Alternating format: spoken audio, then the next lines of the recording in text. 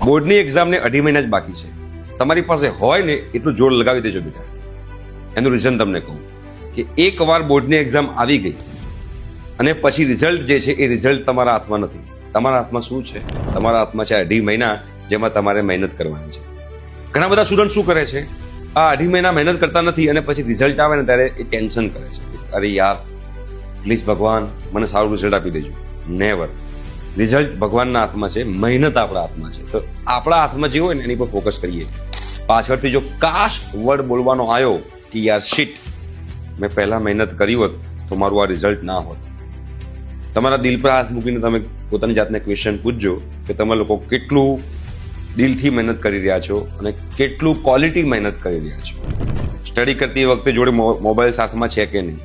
હા, તમે કોઈ આડા અવડા રસ્તે ચડ્યા છો કે નહીં? આ બધી વસ્તુ તમે લોકો બેટા ધ્યાનમાં રાખજો. કેમ કે તમને અત્યારે નહીં ખબર પડે કે આની કેટલી વેલ્યુ છે, પણ તમે જ્યારે ફિલ્ડમાં ઉતરશો તમારા જોબ માટે, તમારા બિઝનેસ માટે, તમારા સ્ટાર્ટઅપ માટે, ત્યારે તમને આ બધી વસ્તુ બહુ નડશે. લિટરલી કહું છું.